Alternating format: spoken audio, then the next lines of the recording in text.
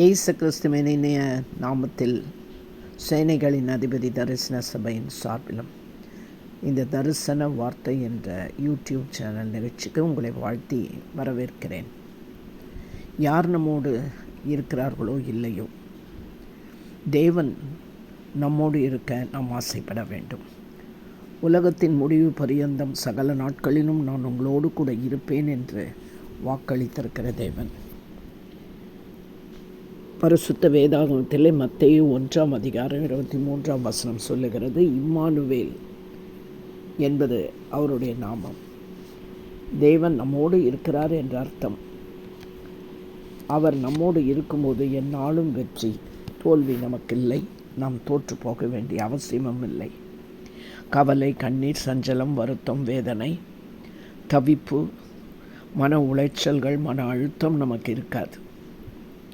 வராது என்று சொல்லவில்லை, இருக்காது என்பது தான் உண்மை. இவைகள் நம் வாழ்க்கையில் வரும், ஆனால் தலை தூக்காது. அவைகளை நாம் மேற்கொள்ளும் வல்லமையை நம்மோடு இருக்கும் தேவன் நமக்கு தருவார்.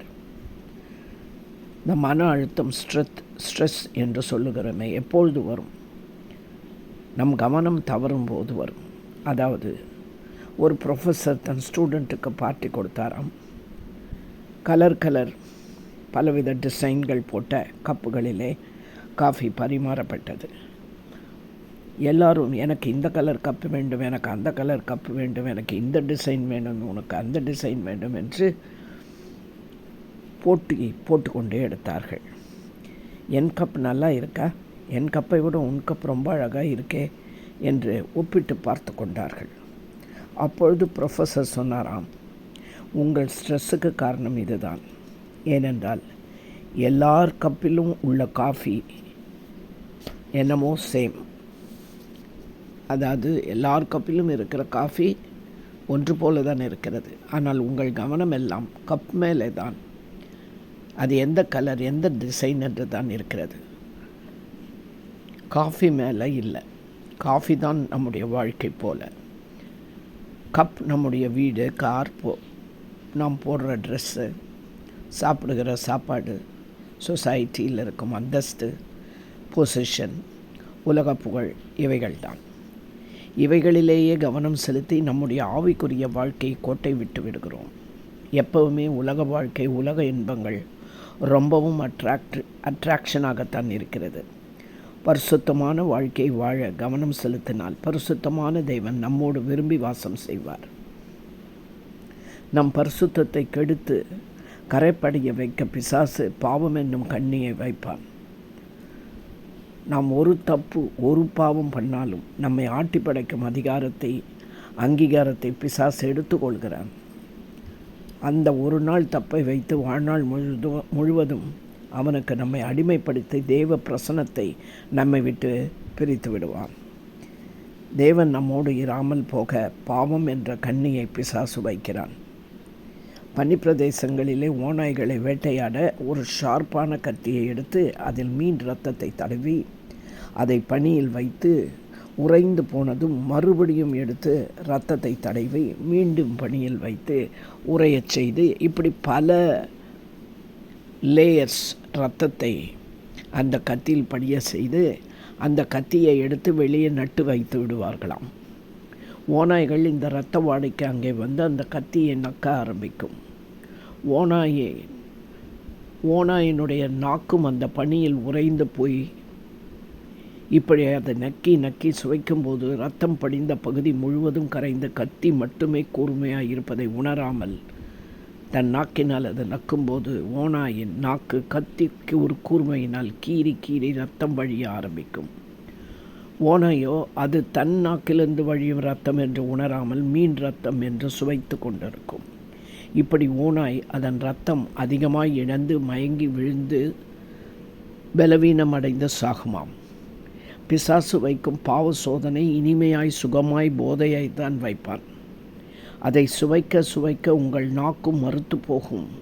அதாவது கீழ்ப்படியாமை என்ற பாவம் துணிகரமாய் மாறும். துணிகரம் பிறகு முரட்டாட்டமாய் மாறும். கண்ணுக்கு விருந்தளிக்கும் காரியத்தை பிசாசு காட்டுவான். அதை எப்படியும் அடைந்துவிட ஆசை வரும். எப்படியாவது பெற்றுவிட வேண்டும், அனுபவித்துவிட வேண்டும் என்று ஒரு தூண்டுதல் நமக்குள்ளாக வரும். பாவம் செய்ய பிசாசு வைக்கும் கத்தி கன்னிதான், இரத்தம் படிந்த கத்தி. அது பணமாக இருக்கலாம், பொருளாக இருக்கலாம், பெண்ணாக இருக்கலாம், பொண்ணாக இருக்கலாம், உறவுகளாக இருக்கலாம், நட்பாக இருக்கலாம், பாசமாக இருக்கலாம், இல்லை பட்டம், பதவி, உயர்வு, அதிகாரம் எது வேண்டுமென்றாலும் இருக்கலாம். ஆனால் இறுதியில் இது கிழித்து கொள்ளும் கத்தியைப் போல்தான் இருக்கிறது. இந்த சத்துருவை வெட்டி வீழ்த்த இருபுறமும் கருக்குள்ள பட்டயம் என்ற வேதம், அதனுடைய வசனங்கள், அதை எழுதி கொடுத்த பரிசுத்த ஆவியானவர் நமக்குள் தங்கியிருந்தால் ஜெயம் நமக்குத்தான். சத்துரு தோற்றுதான் போவான். நம் கால்கள் வலைக்கு சிக்காதபடி, கண்ணியில் பொறியில் சிக்காதபடி கால்களுக்கு தீபமாயும் வசனம் இருக்கும். வசனம் என்பது வார்த்தை. வார்த்தை என்பவர் இயேசு கிறிஸ்து. அவர் நமக்குள் நம்மோடு இருந்தால் எதிரின் சூழ்ச்சிகளுக்கு நாம் தப்ப முடியும். அவனுடைய தந்திரங்களை அறிந்து வஞ்சிக்கப்படாமல் காக்கப்படுவோம். ஜெபிப்போம். அன்பும் இரக்கமுள்ள எங்கள் நல்ல தகப்பனே, இந்த வேளையிலும் கர்த்தாவே, உம்முடைய பிரசன்னம் எங்கள் கூட இருக்கணும், நீங்கள் எங்கள் கூட தங்கணும். அப்பொழுதுதான் சத்ருனுடைய சூழ்ச்சிகள், அவனுடைய முயற்சிகள், பிரயாசங்கள் எல்லாவற்றையும் கர்த்தாவே நிர்மூலமாக்க முடியும்.